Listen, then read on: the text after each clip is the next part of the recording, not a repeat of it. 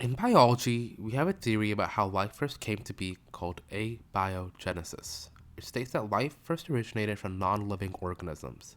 This concept reminds me of a game I love dearly called Wuthering Waves, a game I quit in 1.1, returned to later, and I'm happy I returned to. When I first started playing Wuthering Waves, it seemed like just another generic gacha game, nothing special. I had come off playing HSR and Genshin, and I picked up Wuthering Waves to see what the hype was about. There's a lot of comparisons being made about how Wuthering Waves was similar to Genshin and was supposed to be quote unquote a Genshin killer. But when I first heard that, I said, there's no way. I could see no way this random game developed by a company I never heard of called Kuro Games could compete with a giant like Hoyoverse and Genshin, especially with its COVID buff. But I genuinely wanted it to happen. Genshin as a game had reached a stagnant point and there were barely any improvements being made to the game, and I already started to play it less and less.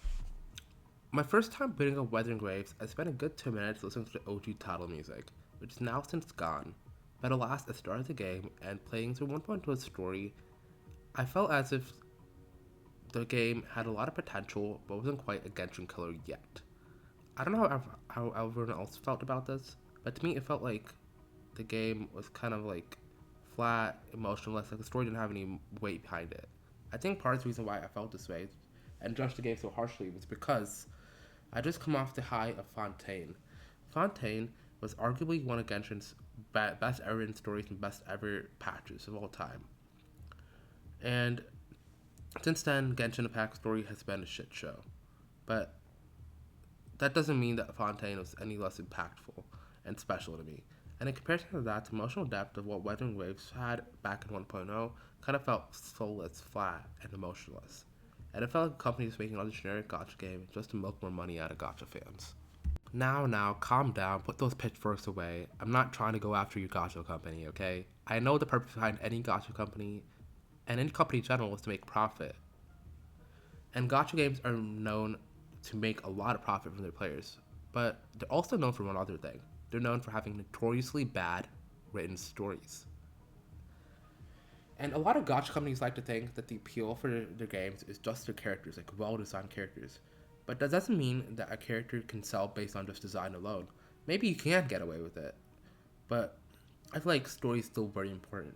Design is just one aspect. Think about it this way: when we meet a person in real life, often due to human psychology, the first thing we judge people on is their appearance first, the design. But what's more important than that is their personality, the story. Sure, working on your appearance is getting your foot in the door, but if you don't have a good personality, how can you expect that person to stay or actually care about you? Or in this case, pull on a character and actually care about that character enough to like spend money on them. This was just the missing piece of the puzzle. I knew that once Wuthering Waves had this, that the game would be something special. And safe to say, fast forward to 2026, they do, and now it's a phenomenal game. I returned to Wuthering Waves during the beginning of patch 2.2 because one day I was scrolling through TikTok and came across this really well designed character by the name of Zani. I knew instantly I wanted to pull her. So I happened to re download the game, and as I played through the story, I got to see the improvements that were made in real time. And I'm happy that I took a long break because I was really able to appreciate the improvements that Wuva had made. It reminded me of the first time I watched One Piece. So way back when I watched One Piece, I remember thinking I was in high school, and I remember thinking that the animation's so dog shit. Like, why should I even be watching this show? And to be fair, the animation was good at the time when it came out. But like, fast forward to 2026, me being in high school, being exposed to shows such as Demon Slayer, etc., with all these really good animation, I was like, should I really be spending my time watching One Piece with this old animation? And having to watch this old animation didn't seem worth it. But I'm glad I did it because the story was phenomenal, and it hooked me through the older animation.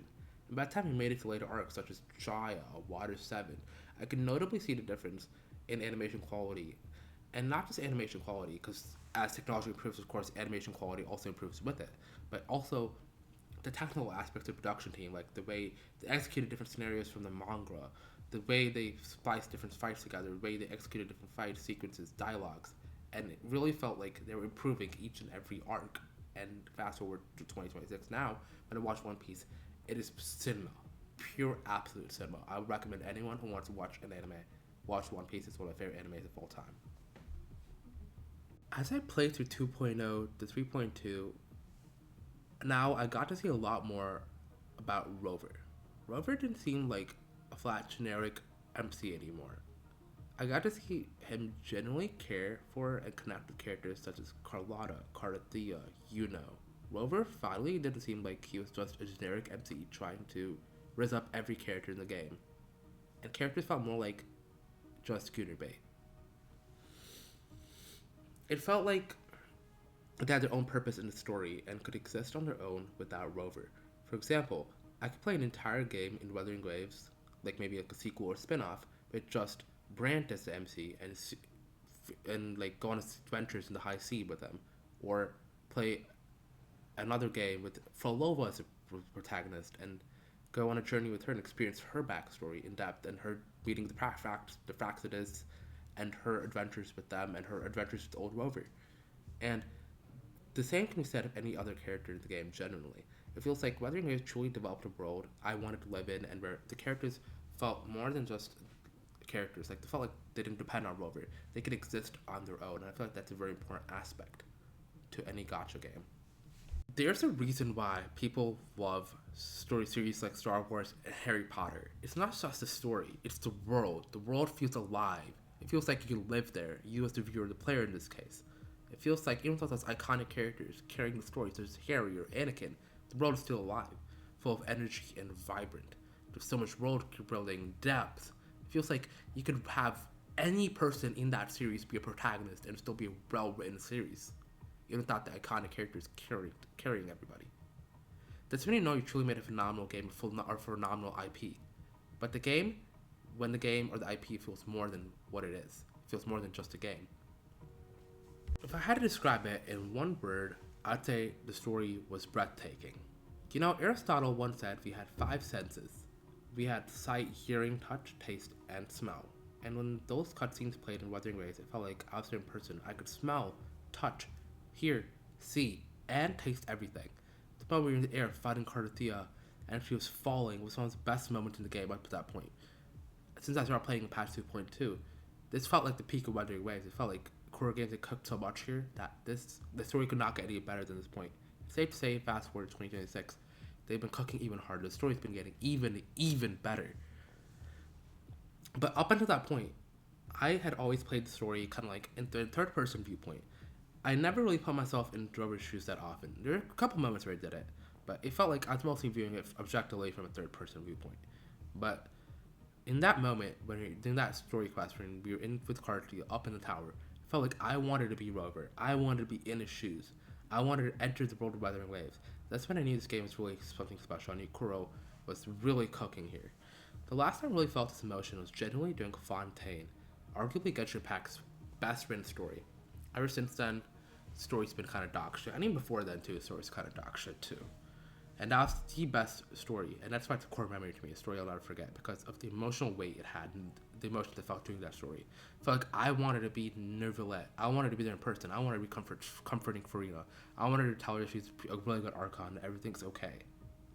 And side tangent, by the way, entirely side tangent, but I feel like if Genshin Impact ever cooked and they decided to make a Broadway show, like a play of Fontaine, even without Genshin Impact's lore, for the lore heads out there, that Fontaine on its own is as a secular story is still a really good, well-written story. Did you know that in our brains we have a specialized form of neurons called mirror neurons? These neurons help us connect to others and help us become more empathetic. This is part of the reason why I was able to place myself in Rover's shoes. I was able to feel and relate to emotions that he was feeling, such as times in real life when I helped a person, times in real life when I hugged a person, and placing myself in like for example in my parents' shoes into like past 3.1 when Rover was being a parent. And I feel like those mirror neurons helped the story helped spark those mirror neurons, those neural connections to where I was able to do that. And that's the reason why I feel like Wuthering Waves has such a good story. Wuthering Waves was no longer this game that didn't know its identity. And wasn't just trying to copy Genshin, it was its own thing. From the world to the NPCs to the music, Kuro didn't stop there. Fast forward to patch 2.8, the patch, I think Wuthering Waves truly reached its potential. Kuro Games started implementing different story angles, and it didn't seem like, this might seem like a mute point, but I feel like it's very important. Till then, gacha games I had played seemed like companies refused to change camera angles and making characters more, and they made characters stagnant, not dynamic. And the changed angles made the story more cinematic and immersive outside of cutscenes, along with dynamic characters. Gacha stories are known for being ridiculously and notoriously long. Shout out HSR with his M4As with ridiculously long, 10-hour long stories and every patch. And while M4As was arguably a good story overall, and I enjoyed it, I feel like they could have cut down those patches and stories by a really large amount. And changing camera angles helps a lot more than you think. For example, when you're playing those really long, drawn out gacha stories, sometimes you automatically turn your brain off and you zone out in dialogues. You miss important dialogue, stuff like that. Changing camera angles, making characters more dynamic, keeps you more engaged with the story overall. Helps you process it better. Gacha stories often involve two people talking to each other for a long periods of time, for example, 10-15 minutes in drawn out sequences at length. So imagine how boring it would be if you'd had to listen to that in the same monotone voice at the same camera angle. Patch 3.1 was arguably my favorite patch in any gacha game.